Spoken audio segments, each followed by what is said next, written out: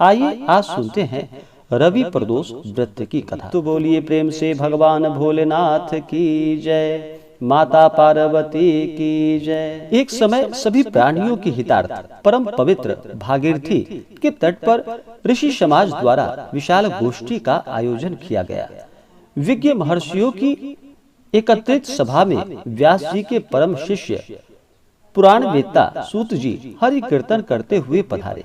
सूत जी को देखकर ही सौनक आदि 88,000 ऋषि मुनियों ने दंडवत प्रणाम किया।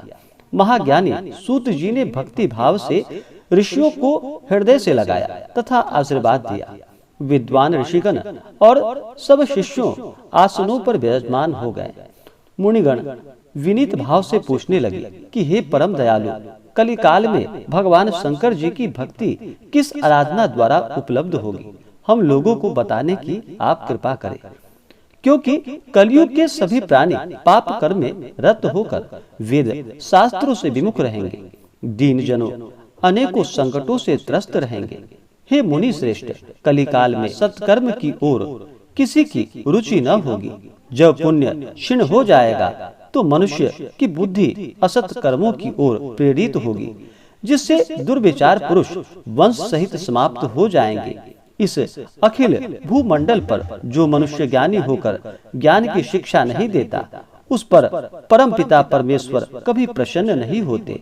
हे महामुने, ऐसा कौन सा उत्तम व्रत है जिससे मनोवांछित फलों की प्राप्ति होती है? कृपा कर आप हमें बतलाइए। ऐसा सुनकर दयालु हृदय श्री सूत जी कहने लगे कि हे श्रेष्ठ मुनियों तथा सौनक जी, आप धन्यवाद के पात्र हैं। आपके विचार सराहनीय हैं एवं प्रशंसनीय हैं। आप वैष्णवों में अग्रगण्य हैं, क्योंकि आपकी हृदय में सदा परहित की भावना सदा रहती है। इसलिए हे शौनकादि ऋषियों, आप सुनो, मैं उस व्रत को आपसे कहता हूँ जिसके करने से सब पाप नष्ट हो जाते हैं। धन वृद्धि कारक, दुख नाशक, सुख प्राप्त कराने वाला, संतान देने वाला, मनोवांछित फल प्राप्ति कराने वाला यह व्रत तुम्हें सुनाता हूँ, जो किसी समय भगवान शंकर ने सती जी को सुनाया था और उनसे प्राप्त यह परम श्रेष्ठ उपदेश मेरे पूज्य गुरुजी ने मुझे सुनाया था। श्री सूत जी कहने लगे कि आयु वृद्धि स्वास्थ्य लाभ हेतु रवि त्रयोदशी प्रदोष का व्रत करना चाहिए। इसकी विधि इस प्रकार है कि प्रातः स्नान कर निराहार रहकर भगवान शिव जी के ध्यान में मग्न होकर शिव मंदिर में जाकर शंकर जी की पूजा करे। पूजा के पश्चात अर्धपुंड त्रिपुंड का तिलक धारण करे, बिल्वपत्र चढ़ाए, धूप दीप अक्षत से पूजन करे, ऋतुफल आदि चढ़ाए, ओम नमः शिवाय इन मंत्रों का रुद्राक्ष की माला से जप करे। ब्राह्मण को भोजन करा, सामर्थ्य के अनुसार दक्षिणा दे। तत्पश्चात मौन व्रत धारण करे। व्रती को सत्य भाषण करना आवश्यक है। हवन आहुति भी देनी चाहिए, इससे अभिष्ट फलों की प्राप्ति होती है। व्रती पृथ्वी पर शयन करे, एक बार भोजन करे, इससे सर्व कार्य सिद्ध हो जाते हैं। श्रावण मास में तो इसका विशेष महत्व होता है। यह सर्व सुख धन आरोग्यता को देने वाला होता है। यह व्रत इस सब मनोरथों को पूर्ण करता है। हे ऋषिवरों, यह प्रदोष व्रत जो मैंने आपको बतलाया, किसी समय भगवान शंकर जी ने सती जी को और वेद व्यास मुनि ने मुझको सुनाया था। सौनकादि ऋषि बोले कि हे पूज्यवर महामते, आपने यह परम गोपनीय मंगलप्रद कष्ट निवारक बतलाया है।